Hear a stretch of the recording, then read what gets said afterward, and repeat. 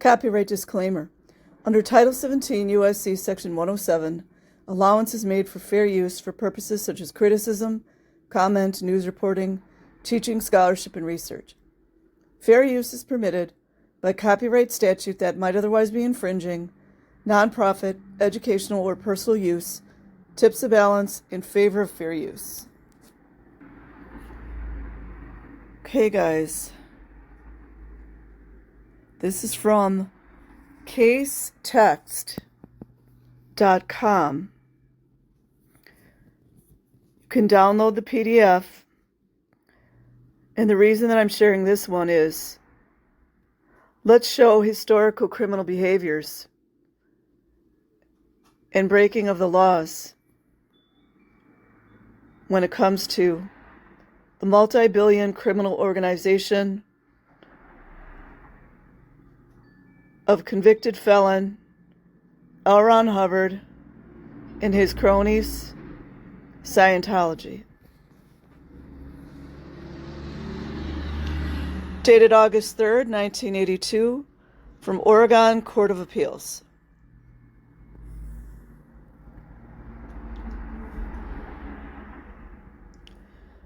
Number Alpha 7704-05184, California 15952.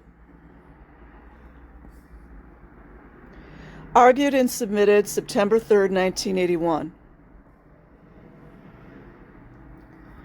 Reversed and remanded May 3rd, 1982. Appellants and respondents reconsiderations denied June 10th, 1982. Both petitions for review denied.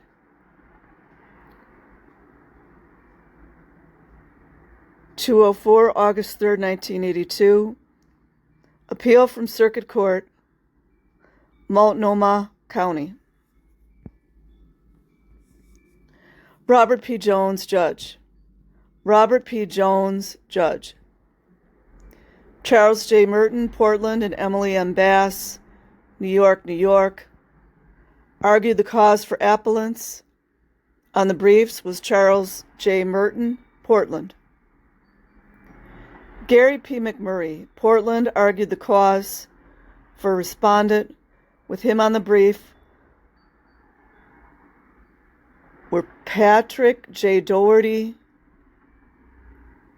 Ronald L. Wade, Rankin McMurray, Vavrowski Doherty, William T. Powers and Powers, Portland, Eldon M. Rosenthal, and Leslie M. Roberts, Portland. Filed a brief amicus curiae for Corporate and Counsel for the American Civil Liberties Union of Oregon.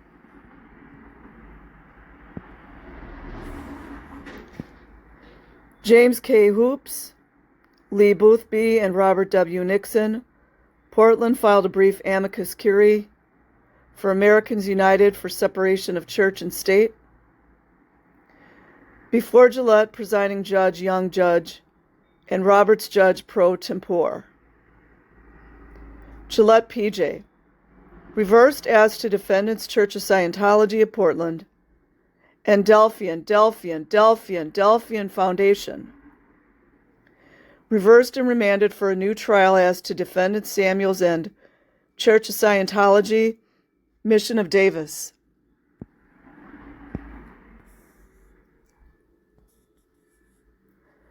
Gillette P.J. Defendants appeal from the judgment entered on a jury verdict in favor of plaintiff interaction for fraud and intentional infliction of emotional distress. Outrageous conduct. Meanwhile, the children are being abused right now. Plaintiff's fraud case of action alleged 14 misrepresentations, which induced her to pay some $3,000 to defendants. Her cause of actions for outrageous conduct alleged in 2 counts a scheme to gain control of her mind, and to force her into a life of service to defendants, and a course of retaliatory conduct after plaintiff disassociated herself disassociated herself from defendants. Defendants interposed various defenses, including a defense based on the Free Exercise Clause of the First Amendment. The jury awarded compensatory and punitive damages. We reverse and remand.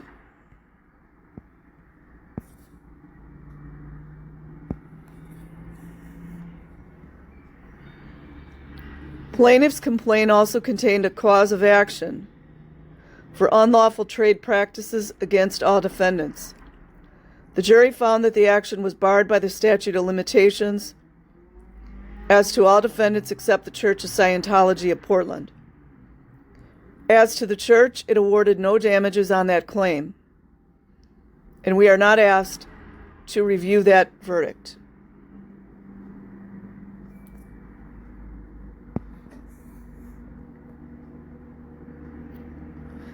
The parties in the factual background. Plaintiff is a young woman, who moved to Portland from Eureka, Montana, in July 1975, shortly after she graduated from high school, allegedly, intending to obtain some work experience before going to college in the fall to study civil engineering. When she first arrived, she stayed for a few days with a friend from Montana, Pat Osler, and then moved into an apartment with a young woman she met through Osler. She soon found a job with an engineering firm and worked there full time. She clearly was not a dummy. Defendants are the Church of Scientology of Portland, CASOP, a religious corporation. The Church of Scientology Mission of Davis, the Mission, also a religious corporation. The Delphian Foundation, Delphian, nonprofit educational institution, not expressly organized as a church-related school. And Martin Samuels, an ordained minister of the Church of Scientology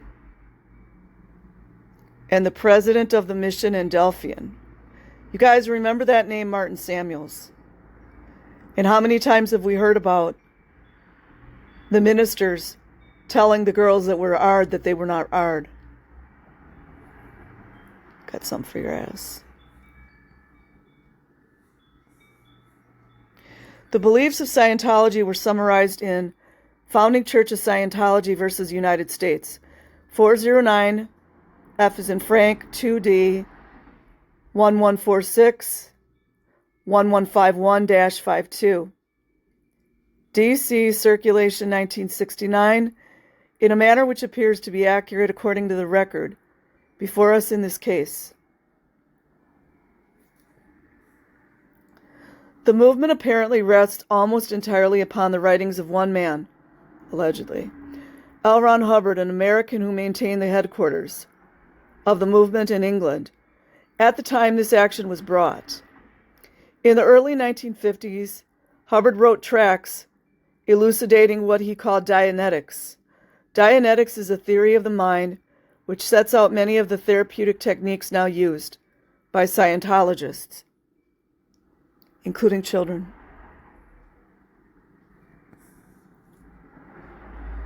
The basic theory of Dianetics is that man possesses both a reactive mind and an analytic mind.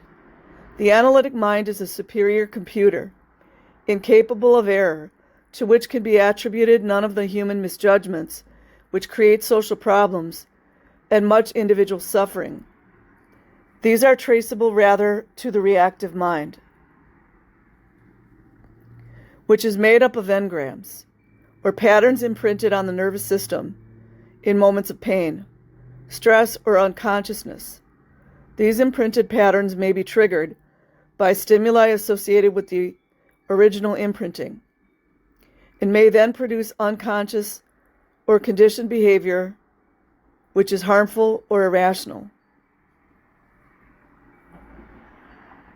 Conditioned behavior would be mind control right there. case you didn't know, now you know. Dianetics is not presented as a simple description of the mind, but as a practical science which can cure many of the ills of man. Funny how L. Ron Hubbard never got cured. It terms the ordinary person encumbered by the engrams of his reactive mind as a pre-clear. Yeah, like all the pre-clear children, you guys. By analogy to a computer from which previously programmed instructions have not been erased. Yeah, like from previous lives as well. The goal of Dianetics is to make persons clear, thus freeing the rational and infallible and analytical mind. The benefits this will bring are set out in considerable and alluring detail. All mental disorders are said to be caused by engrams, as are all psychosomatic disorders, and that concept is broadly defined.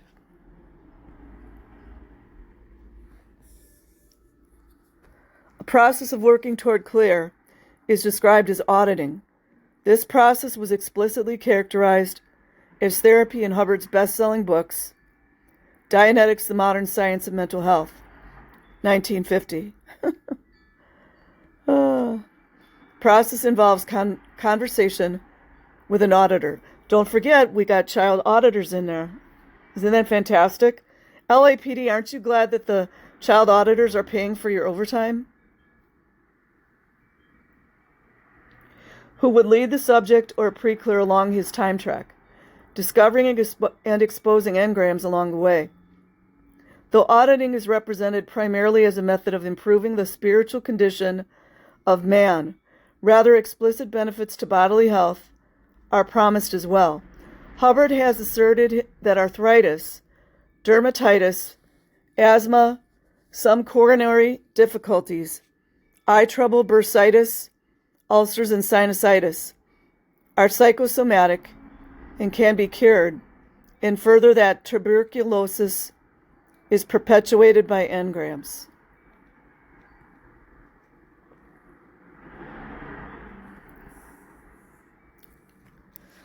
The Hubbard electrometer, or e-meter, plays an essential or at least important part in the process of auditing.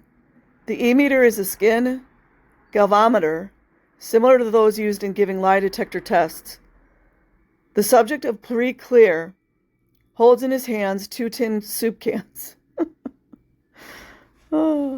which are linked to the electrical apparatus. A needle on the apparatus registers changes in the electrical resistance of the subject's skin. The auditor asks questions of the subject, and the movement of the needle is apparently used as a check of the emotional reaction to the questions.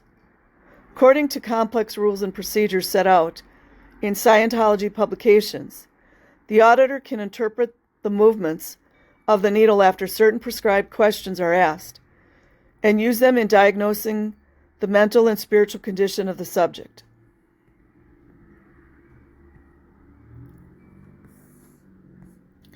From Dianetics developed Scientology, which incorporates Dianetics but includes broader concepts, as characterized in founding church supra, means before. With Scientology came much of the overlay, which lends color to the characterization of the movement as a religious one. Best way to make money, isn't it, Hubbard? Hubbard has claimed kinship between his theories and those espoused by Eastern religions, especially Hinduism and Buddhism. He argues that man is essentially a free and an immortal spirit, a thetan in Scientological terminology, which merely inhabits the mest body, that's matter, ether, space and time body. MEST is an acronym of the words matter, energy, space, time. Man is said to be characterized by the qualities of beingness, havingness, and doingness. The philosophical theory was developed that the world is constructed on the relationships of affinity, reality, and communication, which taken together are denominated the ARC triangle. You guys really need to go look up that triangle. Look it up, look it up, look it up. It's about magic. 409, F is in Frank, 2D, at 1152. Footnotes omitted.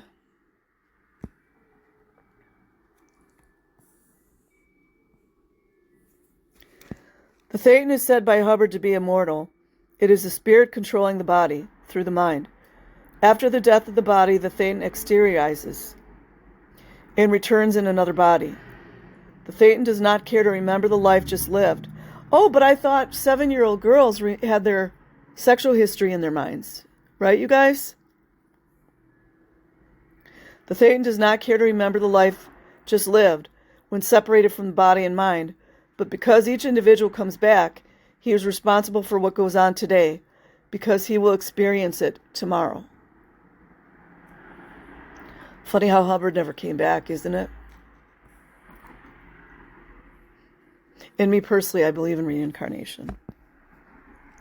Plaintiff became involved with Scientology almost immediately upon arriving in Portland. Her friend Osler was taking courses from the mission, and on his advice, she enrolled in a communication course. Run, Forrest. Run. Do not take communication courses. Offered by the mission.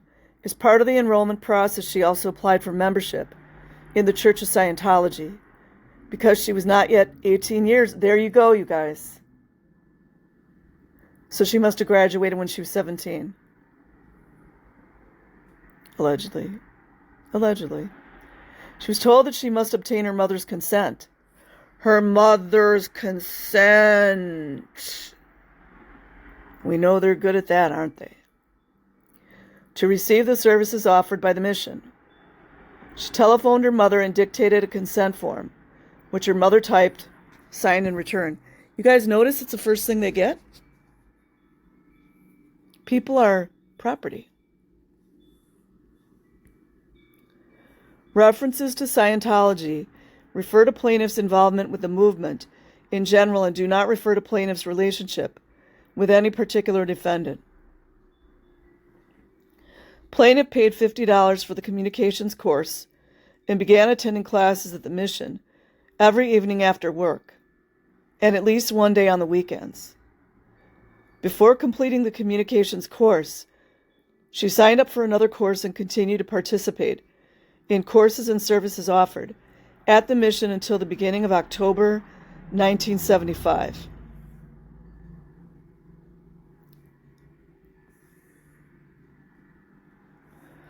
In early September, plaintiff applied to become a provisional staff member at Delphian.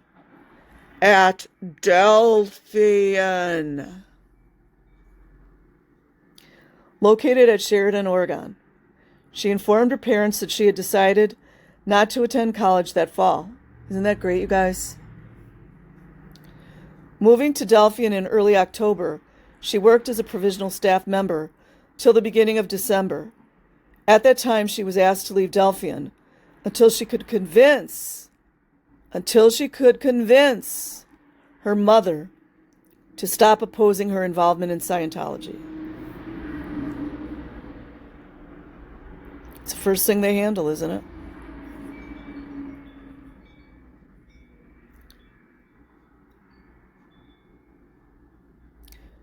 Plaintiff moved from Sheridan back to Portland and worked as a waitress. Because, working as a waitress is much better than working as an engineer, isn't it? No offense to waitresses.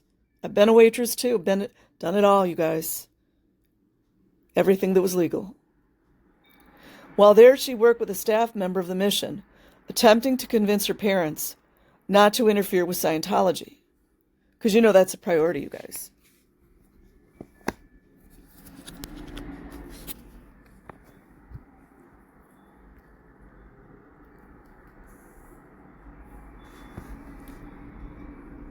And keep in mind, she's a very young lady.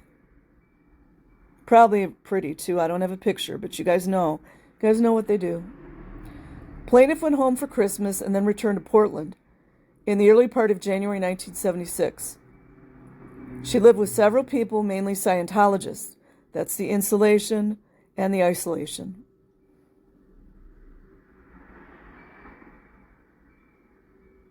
And continued to work as a waitress. She did not participate in courses or programs at the mission, but continued to work on handling her parents.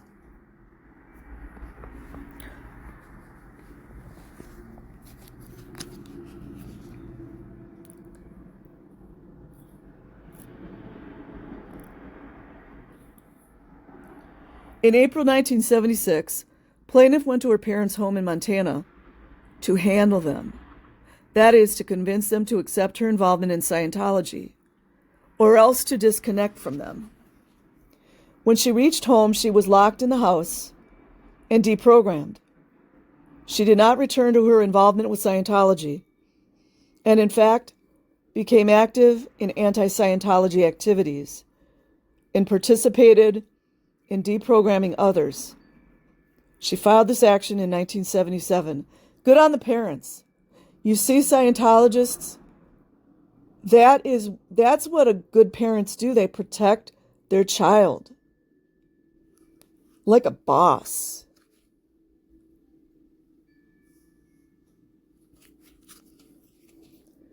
Defendants raised 52 assignments of error, covering nearly every phase of the proceedings, from pre-trial to post-verdict. Organization of the issues is somewhat complicated by the various causes of action and the various defendants.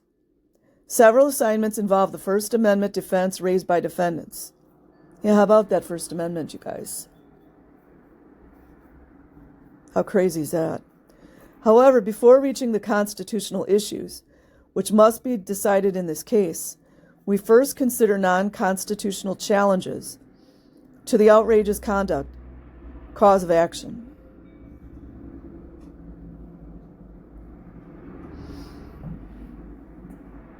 Outrageous conduct. Plaintiff alleged 2 counts of outrageous conduct. The first alleged a scheme to gain control of her mind. Scheme to gain control of her mind. And to force her into a life of service. Life of service. Indentured servitude. Labor. Volunteerism. Slavery. I added those words, you guys. 2 defendants. The allegations in this count involve actions committed by defendants during the time that plaintiff was involved with Scientology. At the close of the case, defendants moved for directed verdicts on this cause of action, arguing that as a matter of law, plaintiff had not proved acts that exceeded the limits of social toleration. You see what was going on back then? Cha-ching, cha-ching, ching, ching. I need my sound effects again. The motion below is directed to both counts of the outrageous conduct claim. On appeal, defendants argue that there was no outrageous conduct as a matter of law to count 2. As to count 1, defendants do not make that precise argument, but make several other arguments, including the argument that the actions are protected by the First Amendment. We decide the issue as to both counts of the non-constitutional basis, rather than reach the constitutional issue as to count 1. You guys, you know what I feel like? I feel like that was gaslighting. I mean, maybe you guys can break it down to me in legalese. Sounds like gaslighting to me. Just saying. Love to hear what a lawyer says about that. You know, an ethical and moral one. The tort of intentional infliction of emotional distress or outrageous conduct is still in the process of developing in this state. For example, there remain some questions as to what state of mind is required in particular situations to subject a defendant to liability. See Brewer versus Irwin. Compare Terman versus Central Billing Bureau. I'm not going to read all the numbers. With Rockhill versus Pollard. A special relationship between the parties has played a role in every case in this state involving this tort. The tort was characterized in Terman versus Central Billing Bureau, supra, as an abuse by the actor of a position or a relation with the other which gives him actual or apparent authority over the other, or power to affect his interests. 279, OR at 446. See also Brewer versus Irwin, Supra, landlord and tenant. Rockhill versus Pollard, Supra, doctor and patient. Fitzpatrick versus Robbins, 51 OR App 597, 626, P as in Paul, 2D. Anyways, they list all of the cases. Good to look into those. Not like people pay attention now, do they? Because you know, laws. Alleged laws. The role of that relationship has recently been explored in Hall versus May Department Stores, a case involving an employer-employee relationship in which the court stated, Brewer specifically did not decide whether there could be recovery in a situation in which there was no special relationship and where only recklessness was shown. One of defendant's assignments of error concerns an instruction which informed the jury that plaintiff could recover if defendants acted recklessly. Plaintiff had previously withdrawn portions of her complaint, which alleged a special relationship between her and defendants. We do not reach the issue of the instruction because we dispose of the outrageous conduct claims on other grounds. Aren't they supposed to tell us what grounds that would be? Guess I missed something.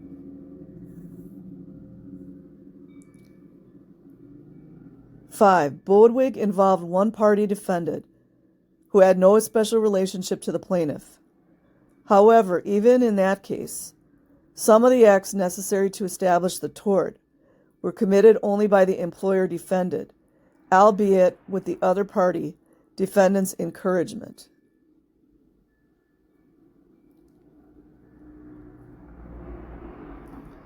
The character of the relationship bears on the mental element required to impose liability. Compare Rockhill with Turman and Brewer. And also on the next issue, the offensiveness of conduct that crosses the threshold of potential liability. See Pacos versus Clark.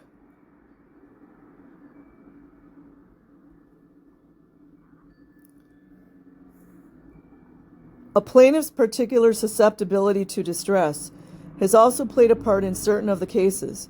See Rockhill versus Pollard, Supra. Plaintiff already distraught because of automobile accident and injury to child. Turman versus Central Billing Bureau. Plaintiff blind and suffering from glaucoma, requiring treatment by clinic, for which bill was being collected. Fitzpatrick versus Robbins. Supra. Plaintiffs aged and visually disabled. Part of the uniqueness of this case lies in the absence of both the considerations just discussed. So it's got to be exact. That doesn't, I'm not a lawyer and I'm not a legal advisor at all, but that doesn't seem to make sense to me. It's supposed to be a comparison. So a comparison doesn't have to be exact, but Scientology is going to take whatever they can get. Money, man. Part of the uniqueness of this case lies in the absence of both the considerations just discussed. At the close of the evidence, plaintiff withdrew the portion of her complaint, that's what they wanted, which alleged a special relationship between her and defendants. Neither does she argue on appeal that she was in any way particularly susceptible to the infliction of emotional distress. You guys, do you feel like you're being gaslit? That's what I'm feeling like.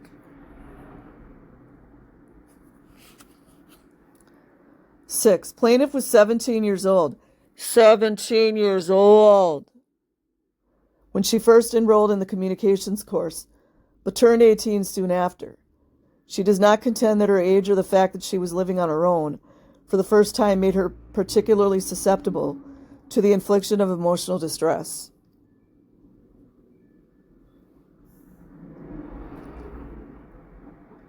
The type of conduct for which liability may be imposed for infliction of emotional distress, absent physical injury. Oh, so she had to be physically injured? You see how they grasp for straws? Is not well defined. Rockhill versus Pollard, Supra, rejected the description in Restatement, second of the tort, and decided.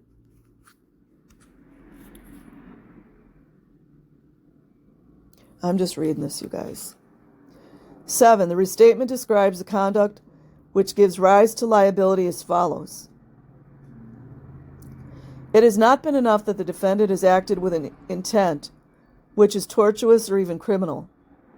Really? Or that he is intended to inflict emotional distress. Right. Bull baiting's not that. Or even that his conduct has been characterized by malice.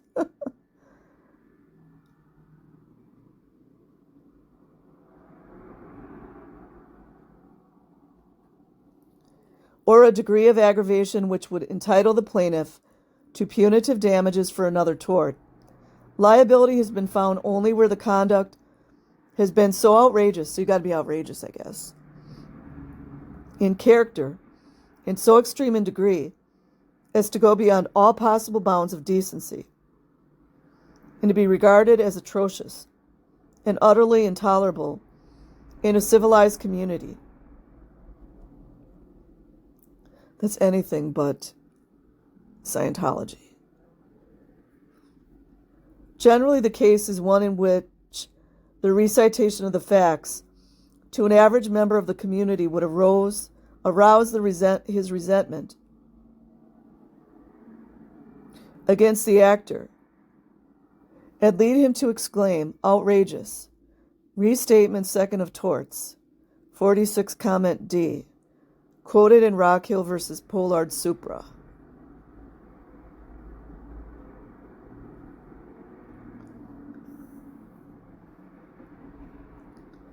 We need a simpler test and think it best for this case to merely hold that the conduct must be outrageous in the extreme. So it's got to be extreme, you guys. Was Lisa McPherson extreme enough? How about Danny Montalvo? Lear FM's head concussion, was that extreme enough? Or what about withholding clothing from Nathan Rich as a child? Is that extreme enough?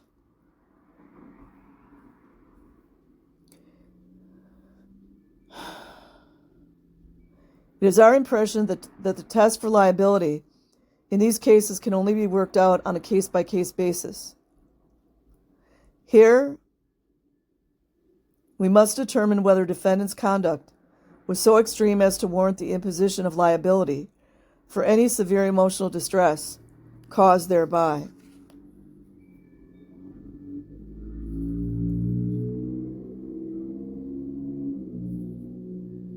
Whatever you guys do, do not be a woman in Scientology. I'm telling you that right now.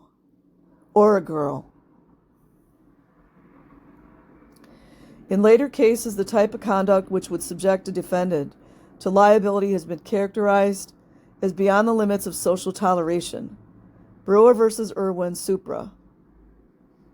See also Hall versus May Department Stores, Supra. Although it is ordinarily for the trier of fact to determine not only the historical facts, but also whether the offensiveness of the defendant's conduct exceeds any reasonable limit of social toleration. Yeah, and who determines that, right? So much RN, so little time, right? Hall versus May Department Stores.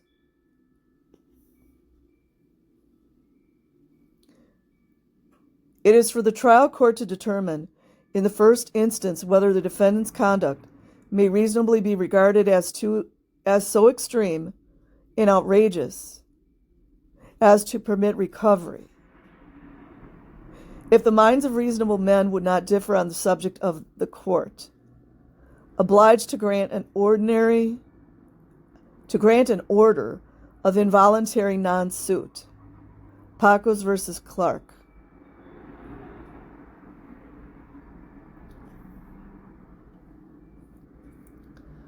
The trial court here erred in denying defendants' motions for a directed verdict as to count one of the outrageous conduct cause of action. We find no conduct both alleged and proved under that count that could subject defendants to liability for the tort. Plaintiff's first count alleges. Do you guys understand now why the conviction rate for pedophile, R-ing of children, and R-ing of women is only 3% conviction rate? Do you guys understand that now?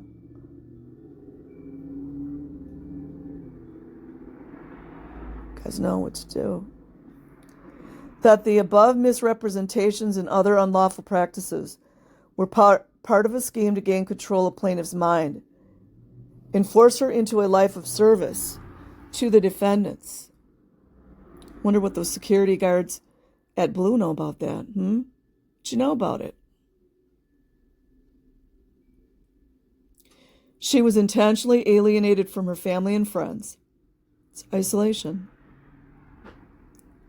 Plaintiff's ability to direct her life and form reasonable judgments was intentionally impaired by defendants through the use of a crude polygraph, intense peer pressure, and other covert means.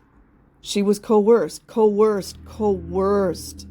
into performing labor for which she was not paid. She was held up to ridicule, humiliated, and forced under threat of retribution and physical harm to follow the dictates of the defendants and caused to give defendants all the money she had or could beg or borrow from others. And it continues, you know what I mean?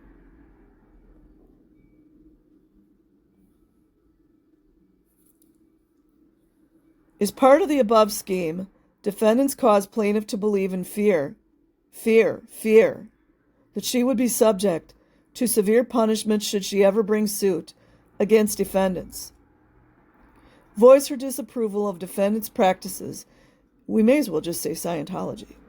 Testify against Scientology, demand a return of money from Scientology, or commit any other acts Scientology determined to be against their interests.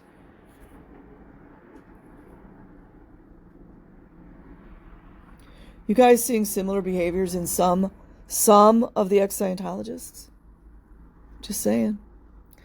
In this pleading, defendant's intent, their conduct, and the effect on plaintiff are interwoven. However, this interweaving should not be permitted to obscure the fact that each of the three elements, intent, conduct which is outrageous or beyond the limits of social toleration, and result in severe emotional distress, must be proved. In the present case, defendants, Scientology, made no argument concerning intent, but they maintain that there is not sufficient evidence of either of the last two elements. The outrageous conduct and the resultant distress to permit the case to go to a jury.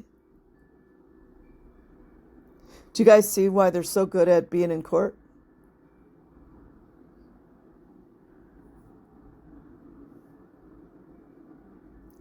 We agree that there is no sufficient evidence of the resultant severe emotional distress. Please. Cha-ching, cha-ching, ching, ching, ching. However, that specific basis for taking the case from the jury was not argued to the trial court, and we therefore decline to reverse the court on that basis. This brings us to a consideration of the evidence concerning defendant's conduct. It is only by proof of conduct that is beyond the limits of social toleration that plaintiff may recover in an action for outrageous conduct, no matter what defendants may have intended, and no matter what the effect on plaintiff may have been.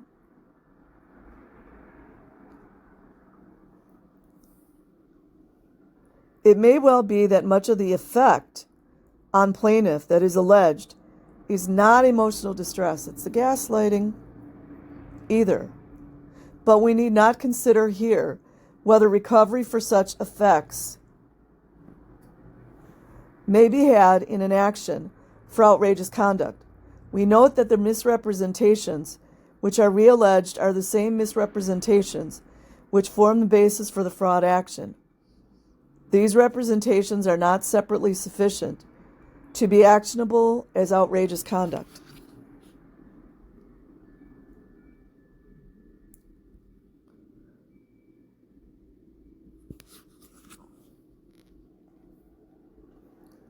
With respect to the well-pleaded allegations, the evidence viewed in the light most favorable to plaintiff is as follows. Plaintiff enrolled in the communications course on the advice of her friend Pat Oslar. She paid $50 and began the course almost immediately. In signing up for the course, plaintiff filled out forms which stated that she was applying for membership in the Church of Scientology, and which explained that Scientology was a religion. Because she was 17 years old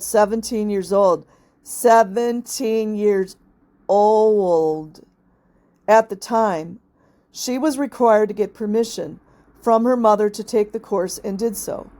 Plaintiff did not pay any attention to the explanations of the religious nature of the courses. So I guess they can be outrageous as long as they're religious. Do you guys see what they did?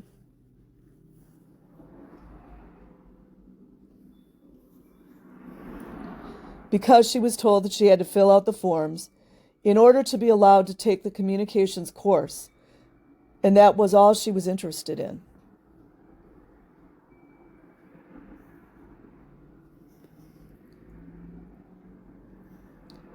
Plaintiff found a job working full-time in an engineering office in Portland and was living with a non-Scientologist roommate. She testified that she would go to work until 5 p.m. or 6 p.m. and then attend class every evening from about 7 p.m. until between 10 p.m. and midnight. She also attended class at least one full day, and often both days on weekends.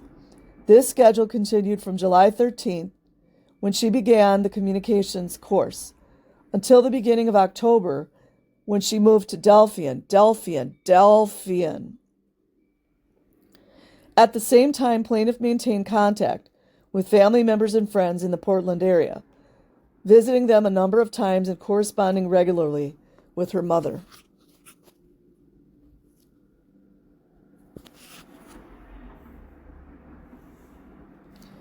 The communications course in which plaintiff first enrolled consisted of a set of drills, which were practiced on an individual basis with a supervisor. As part of each drill, plaintiff would read bulletins, which describe the theory of the particular drill to be undertaken. Very similar to government drills, isn't it? What do I know? She was then checked out on that information to be certain that she understood what she had read. Then she would practice the drill to a win, that is, until she could complete the drill as prescribed. After completing each of 8 drills, plaintiff repeated each on a more difficult level until a final pass was achieved.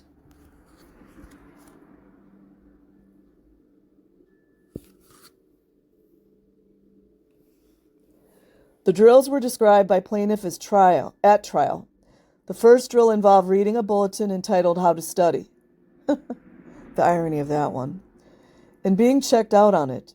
The second drill involved reading the prescribed bulletin and then sitting across from another person with eyes closed and attempting to clear her mind of all thoughts. Imagine the children going through this. And to eliminate all outside influences or distractions. It's entrainment, you guys. She testified that she practiced this drill for a couple of hours before her supervisor indicated that she had completed it to a win. The third drill involved the same procedure, except that she sat across from her supervisor with her eyes open. How many times have we heard the children going through that, right?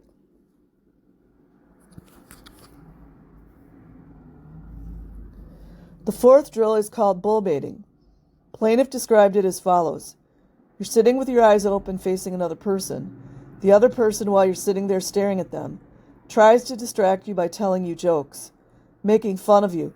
Oh, let's not forget all the sexual innuendos that they do to the girls, or the women, the young women. And the girls, yeah. They love to sexually harass the women during these bull baiting sections. The men do, yeah. Do you guys think it's coincidence that these 30-year-old grown-ass men want to marry 15-year-olds? To the outside world, that's called pedophilia? Telling you jokes, making fun of you, pointing at you, touching you, touching you, touching you, touching you. Making faces at you, trying anything that they can do to make you laugh or twitch or cry or frown. Make any sort of acknowledgments that you heard what he said or saw what he did. Can you guys say cover up?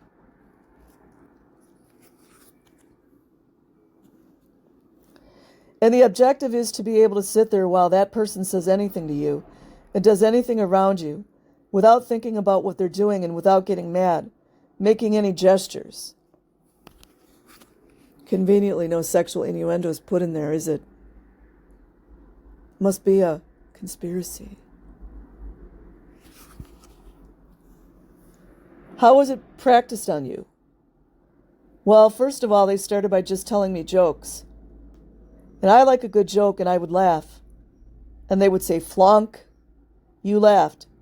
And they would start you all over again on the same drill. And they would tell the same jokes until they reached a point that you no longer laughed at it.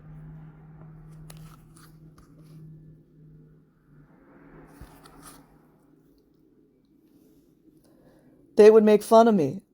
Well, they teased me about my religion. They teased me about sex. They teased me about sex. That's sexual harassment right there. They teased me about my looks. Sexual harassment. Harassment based on your gender. Some of them made gestures toward me like coming up close to me, as if they were going to kiss me or touch me. See? That's not outrageous enough behavior? Like I said, you guys, 3% conviction of child R and women R. As soon as they found an area that caused me to laugh more, or to frown or to cry, they would go into that area in depth and try to get me embarrassed, or to cry, or to make some sort of reaction. This sounds familiar, you guys.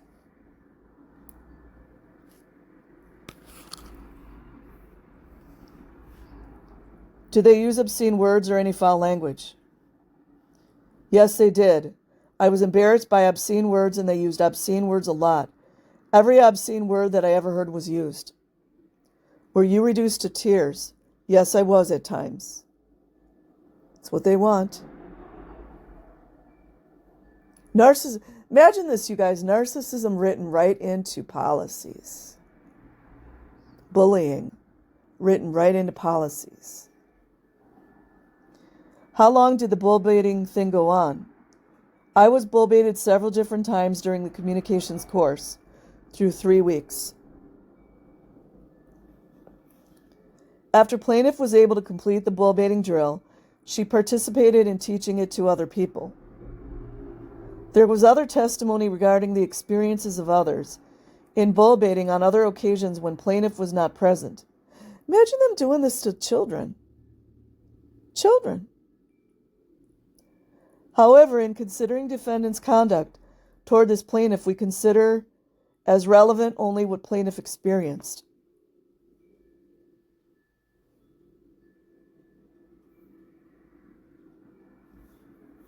Wonder how many women were on that jury. You guys know what's up. The next drill required that plaintiff read sentences from Lewis Carroll's Alice in Wonderland. You guys, that's an MK Ultra program. Look it up. You think it's a coincidence they have Beyonce dressed as Alice, or Katy Perry, or who's the other one? All these Hollywood stars. Wakey, wakey. And through the looking glass, until she was able to read without any inflection.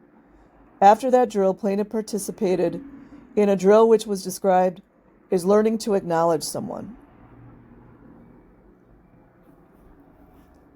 And in that drill, the person that's acting as coach would ask you a question and All you were supposed to do is acknowledge them by saying good or yes. And you weren't supposed to put, again, any inflection in your voice. You were supposed to just say it. There was no specific meaning to it or anything, just to get the person to know that you heard what they said. Excuse me. What type of questions were asked? A. There were 2 questions. One was, I don't think they were all questions. I think the person just read phrases out of the books. Through the Looking Glass and Alice in Wonderland. The next drill was learning how to receive an acknowledgement from a person. And what that was, there were 2 questions. The first one was, do fish swim? And the second one was, do birds fly? You sat across the couch. You sat across from the coach. And you say to him, do fish swim? And the coach tries to ignore you. And you try to say it in as much of a forceful manner that you get an acknowledgement from him. Imagine they're paying a lot of money for this. And the coach tries to ignore you. And you try to say it in as much of a forceful manner that you get an acknowledgement from him. And he will sit there and laugh at what you're doing or totally ignore you. And you're supposed to just sit there and stare right at him and clear your head of all thoughts and ask him this question with such force that he feels he has to answer you.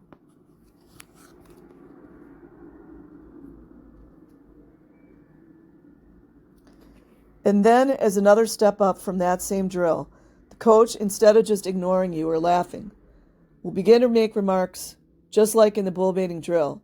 You will say, do birds fly? He will say, I don't know, what do you think?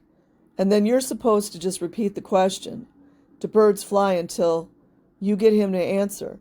And he will. Sometimes the person will say that they have a headache or that they want a drink of water. And you're supposed to say, you're supposed to get them to forget and they have a headache or that they need something and to answer your question for you.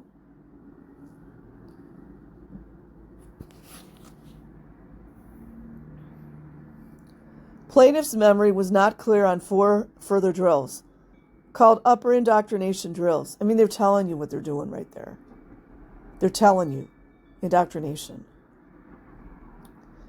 One involved reading a bulletin entitled, What is Control? Which plaintiff remembered as telling you how to control people and how to achieve the response and the actions that you want to achieve from the other person. Another involved learning commands such as look at the wall, walk over to that wall, touch that wall, turn around, in another drill. You guys, does this make sense why you saw that ignoramus guy that DOA was talking to? Like that, just totally blanked out regarding the children? It's all control. You give a command to an ashtray as you hold it in front of you. Can't remember what the commands were, but they were something like rise up or something. And you raise the ashtray up, and you do this drill over and over until you are convinced that you have told the ashtray to move, and it has moved. There was some other testimony concerning the types of activities involved in the upper indoctrination drills. Although somewhat more detailed, it is substantially the same as plaintiff's description. Plaintiff completed the communications course in about 1 month. However, on July 25, 1975, less than 2 weeks after she started that course, she signed up for another known as the Student Hat Course, for which she paid $250 to the mission.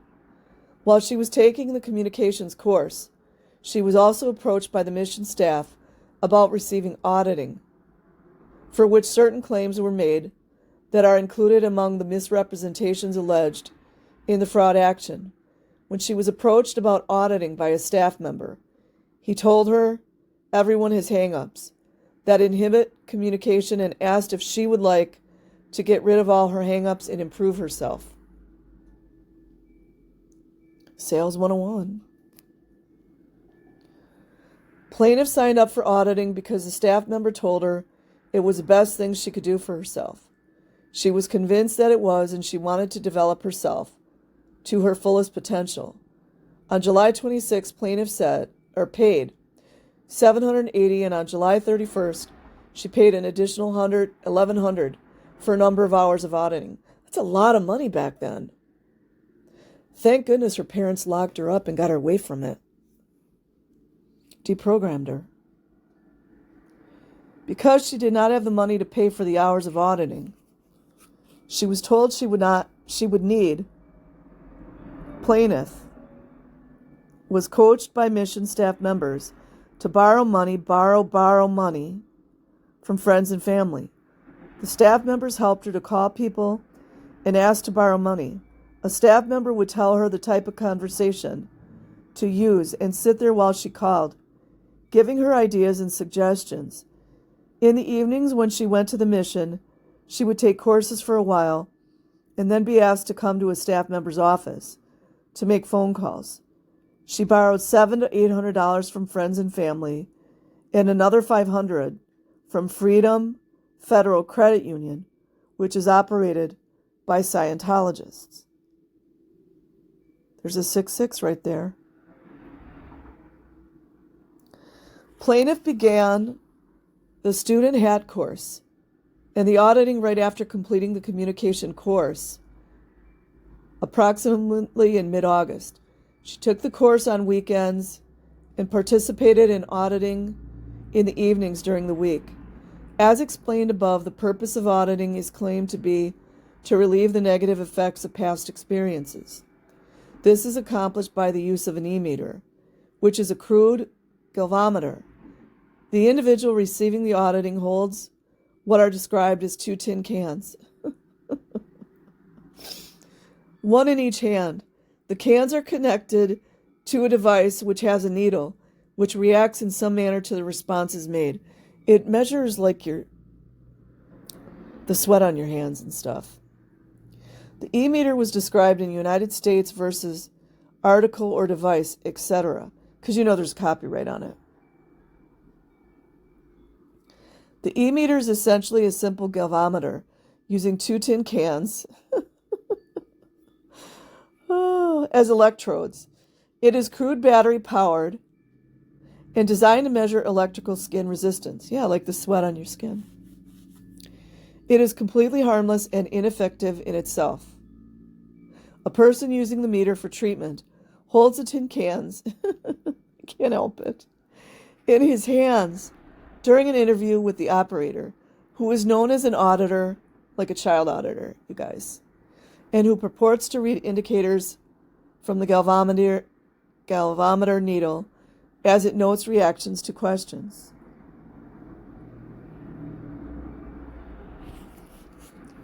Plaintiff testified that the auditor, like a child auditor, would ask a question such as, "Do you have any problems with your parents?" It's a blackmail material, you guys. She would describe a particular argument, and he would ask if there were earlier similar times she had had arguments with her parents. That's how they divide, you guys. Divide and conquer.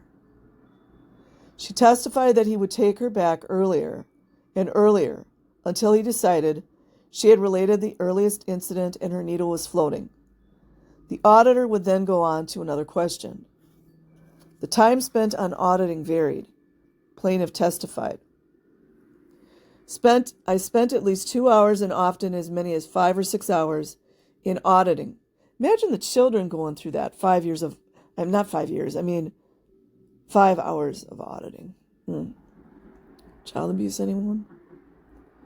If a point was reached after a couple of hours where I was pretty happy, then the auditor would end the session. But if during the course of the questions he asked me, I became very upset and cried, or wouldn't answer his questions, he would keep asking me questions over and over again until I reached a point where he felt it was safe to end the session.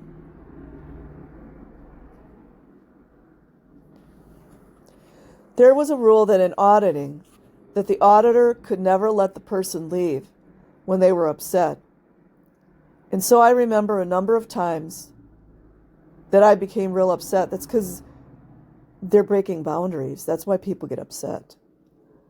And just wanted to leave and go home and get out of the place. But he said, no, just sit down. Imagine the children being told to sit down. False imprisonment.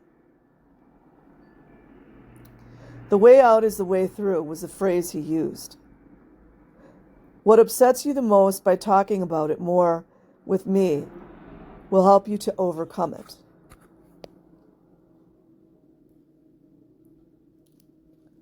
The Student Hat course involved listening to tapes of lectures by L. Ron Hubbard, the founder of Scientology and convicted felon, and reading various bulletins after which plaintiff would be examined to determine whether she knew the material contained in each one. These materials concerned proper study habits and methods and the values of auditing. In conjunction with the Student Hat course, plaintiff attended Friday evening musters. The children attend those as well, which all students in the communication course and the Student Hat course were required to attend. According to plaintiff, the purpose of these meetings was to discuss our progress on the course and reinforce one another, telling each other how many points we had made. She described the musters as follows. The students received points for what they learned in the courses, and a charting system was maintained in which each student's points were recorded to show his or her progress in Scientology. Well, I would go into the graduation room and be seated, and then someone would come in that was officiating that night. And it varied. Like the person would come in and usually do something to get everybody to relax. One of the most common things they did was to say, I want everybody in here to introduce themselves to two people in the room that they have never met before. And then the people would do that, and they would be relaxed, and then he would start talking about Scientology and Dianetics and communications course and all of these things, and how we were all going to become part of clearing the planet or making sure that everyone on the planet got Dianetic auditing. It's the groupthink, you guys. Sometimes they did little drills like, once a person asked us to locate a space around us that we would call ours, and then everyone would sit there and do that. And he would say, now increase that space to include you and two people beside you. And you do that. And then he would say, increase the space to include this room, and we did that.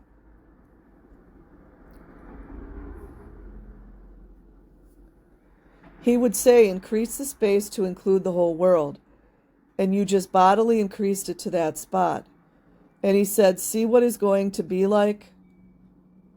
We are going to increase ourselves until we get everyone on this planet clear.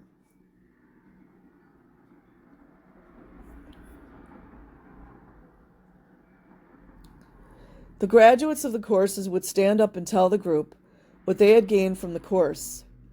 They would, it's a testimonials, say how it had changed their lives, blah, blah, blah, and how they had finally found meaning, and finally found a way to improve themselves and rid themselves of their harmful past, emotions, and attitudes.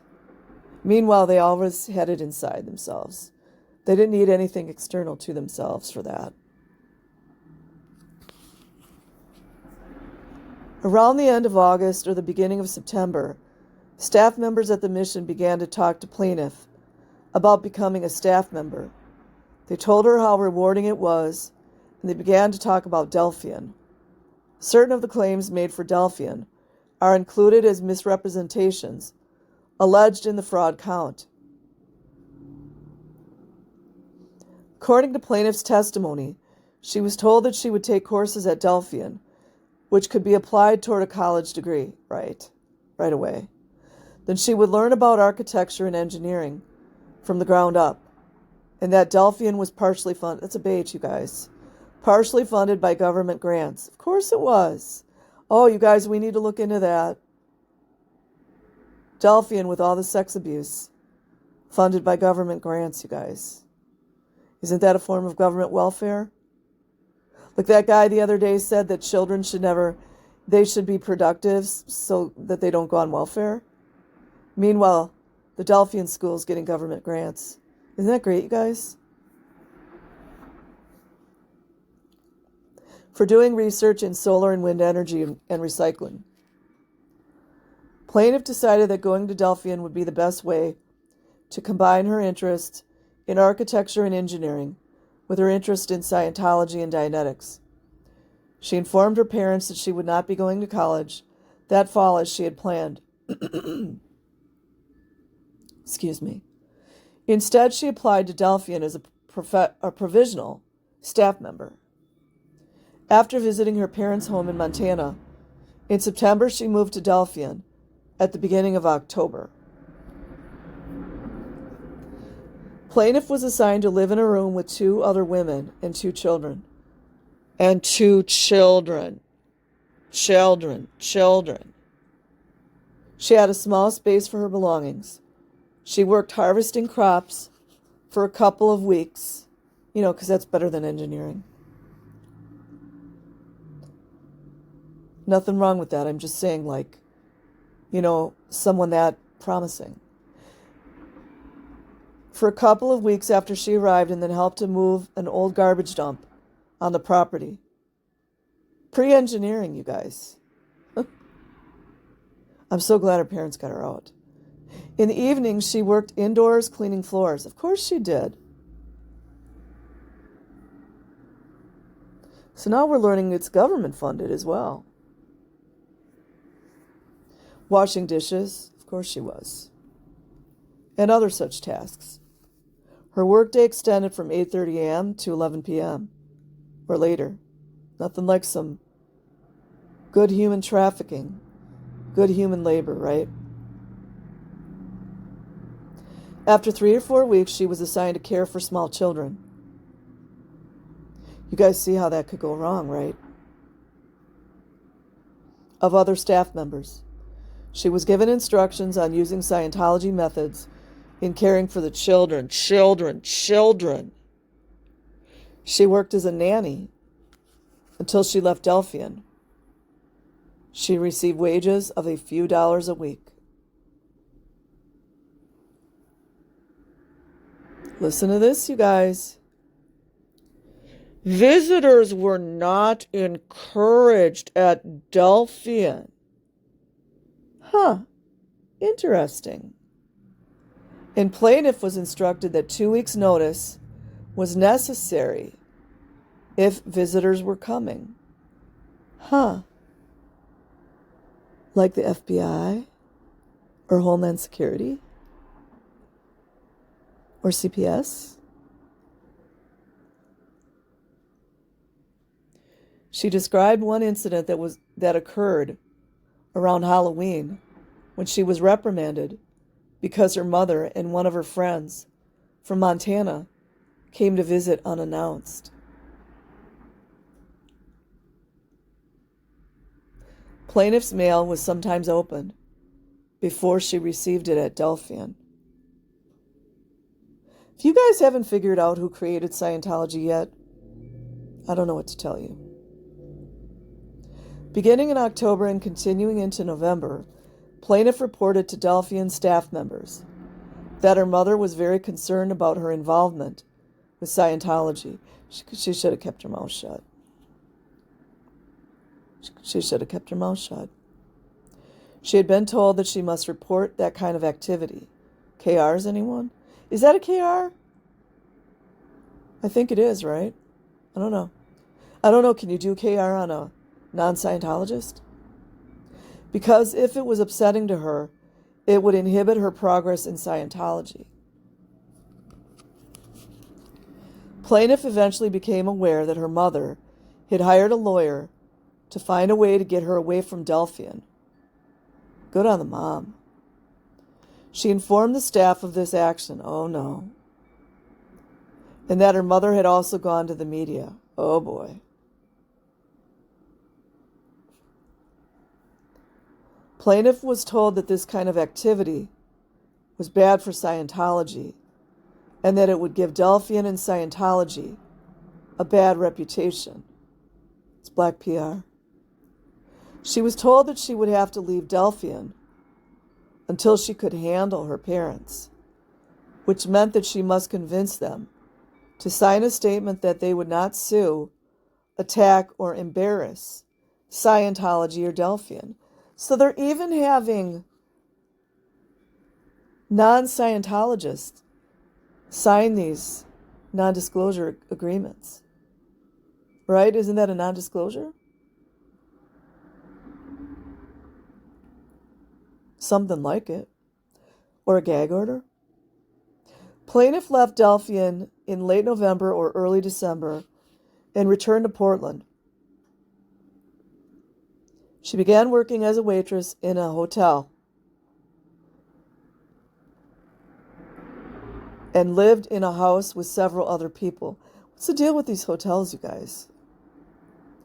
Including her friend Osler, who had also been at Delphian during the time Plaintiff was there and had left when she did.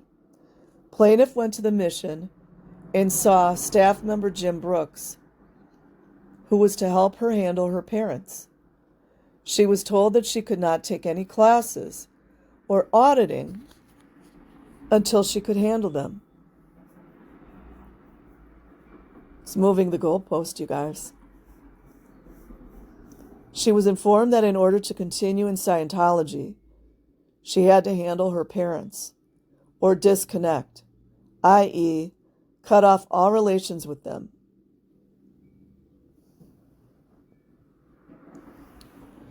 Brooks coached her on what to say in letters to her parents to convince them to allow her to continue in Scientology without interference. Plaintiff obtained permission from Brooks to go home for Christmas to attempt to handle her parents. This should be like the biggest red flag of all time, honestly. She rode home with her brother, who lived near Portland. Her parents would not agree to plaintiff's requests, and plaintiff returned to Portland with Osler. I love her parents. That's what parents that love children look like, for anyone who didn't know. Under the direction of Brooks, plaintiff wrote her parents a letter on January 5th, 1976, informing them she was no longer involved with Scientology, although that was not true.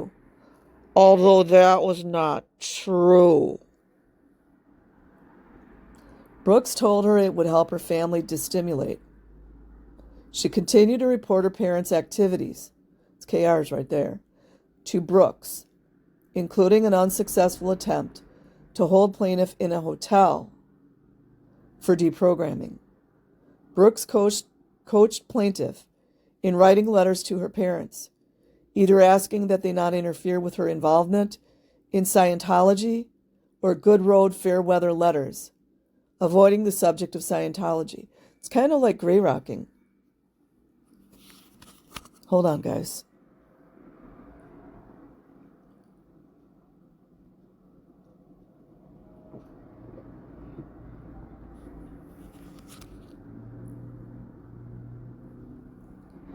Plaintiff also met with Kay Wilson from COSOP, who told her that if she wanted to continue in Scientology, she would have to disconnect from her parents. See, that would be my freaking red flag to get the F out of Dodge. Bye, MNFers. Bye, bees. Bye, bees. Regarding that conversation, plaintiff testified. We were discussing my mother, and I told Kay Wilson that my mother had hired an attorney and that she had told me all these things about Scientology I had never heard about. My mother mentioned something about a fair game law, and I said that to Kay Wilson. And she said, oh, that policy letter had been canceled. However, the treatment of suppressive persons is still the same.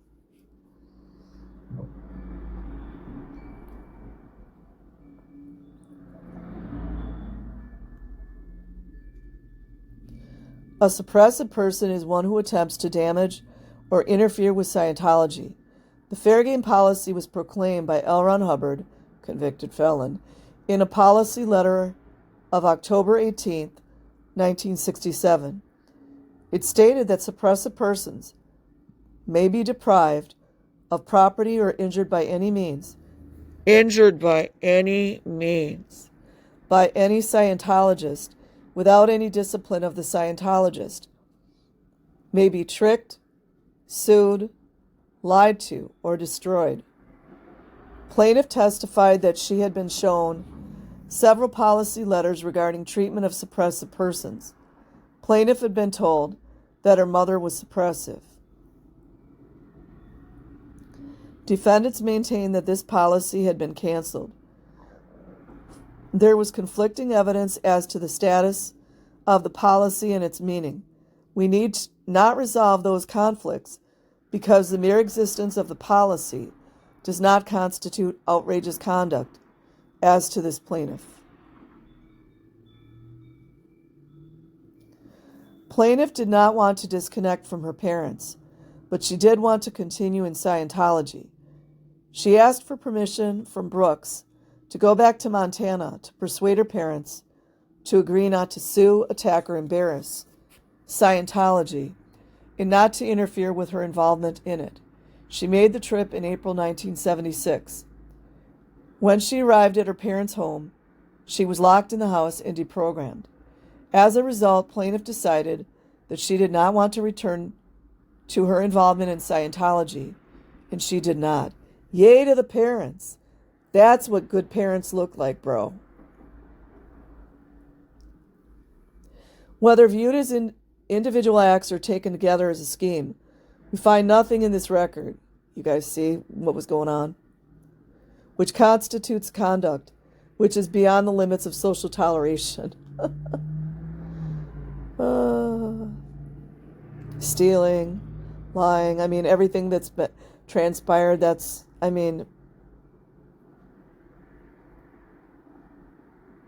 I'm just going to read it. There's no evidence that plaintiff was threatened or forced to remain involved in Scientology. To the contrary, that must have been a Scientologist that's writing this one. She maintained many contacts with non-Scientologists. She had a full-time job both before and after her stay at Delphian. Yeah, meanwhile, there were children being essayed at Delphian. The record shows that she visited with relatives living in the Portland area periodically while she was there. So they basically just threw out all that was... It's unreal. Laws. She maintained correspondence with her parents and went back to Montana twice before her visit in April when she was deprogrammed. Her parents or her mother visited her several times in Portland or at Delphian. Plaintiff became involved and maintained her involvement because she desired to do so. Yeah, right. If misrepresentations were made regarding the benefits or the nature of Scientology which gave rise to that desire, her remedy would be for fraud, not outrageous conduct. Gaslighting anyone?